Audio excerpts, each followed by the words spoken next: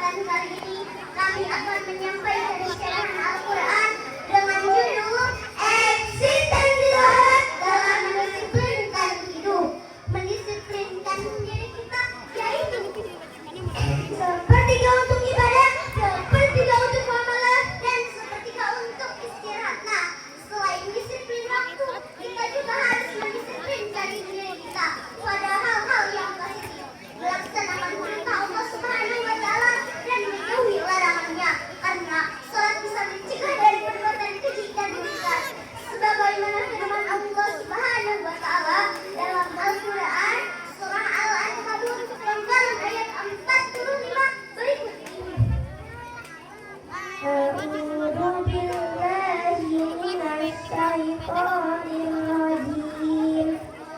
Bismillahirrahmanirrahim. Inna sholata tanha 'anil fahsya'i wal munkar wa dzikrullahi akbar. Wallahu ya'lamu ma tasna'un. Aku berlindung kepada Allah dari godaan setan yang terkutuk dengan menyebut nama Allah yang Maha Pengasih lagi Maha Penyayang. Sesungguhnya sholat itu mencegah dari perbuatan keji dan mungkar, dan mengetahuilah mengingat Allah saat itu lebih besar utamanya dari ibadah yang lain. Allah mengetahui apa yang kamu kerjakan.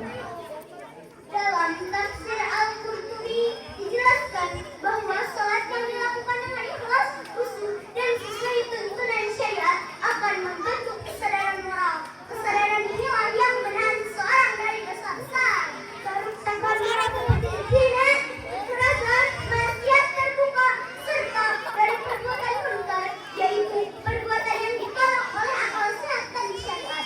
Jika seseorang sholat namun masih melakukan kemungkaran, maka menurut para ulama yang bermasalah bukan sholatnya, tetapi kualitas pelaksanaannya. Sholat bukan hanya mengatur gerak tubuh, tetapi juga menata hati, pikiran, dan perilaku.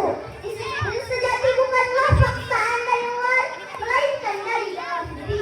Sholat juga mendisiplinkan manusia dalam ketaatan dan kepatuhan terhadap aturan. Setiap gerakan sholat memiliki rukun, syarat, dan tata cara yang tidak boleh diubah sesuka hati. Karena ulama salaf mengatakan, barang siapa yang menjaga sholatnya, maka Allah akan menjaga urusan hidupnya. Sebagaimana firman Allah Subhanahu wa Ta'ala dalam Al-Quran surah Al-Mu'minun ayat 1-2 berikut ini. Qad aflahal mu'minun alladzina hum fi sholatihim khashi'un. Shadaqallahul azim. Sungguh beruntung orang-orang yang beriman, yaitu mereka yang khusyuk dalam sholatnya. Maha benar Allah dan Maha Agung. Hadirin rahimakumullah, lebih lanjut Ibnu Qayyim memandang sholat sebagai tolak ukur orientasi hidup seorang hamba. Sholat yang terjaga mencerminkan keteraturan hubungan dengan Allah Subhanahu wa Ta'ala. Keteraturan ini akan memanjat ke seluruh aspek kehidupan, seperti kejujuran, kedisiplinan, tanggung jawab, dan ketenangan jiwa. Oleh karena itu, kualitas hidup seseorang tidak dapat dipisahkan dari kualitas sholatnya.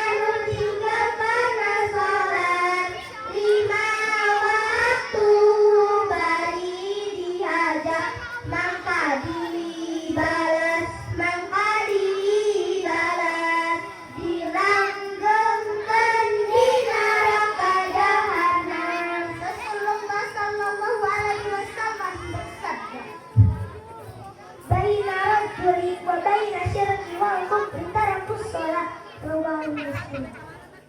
Antara seseorang dengan kesyirikan dan kekafiran adalah meninggalkan sholat. Hadis riwayat Muslim.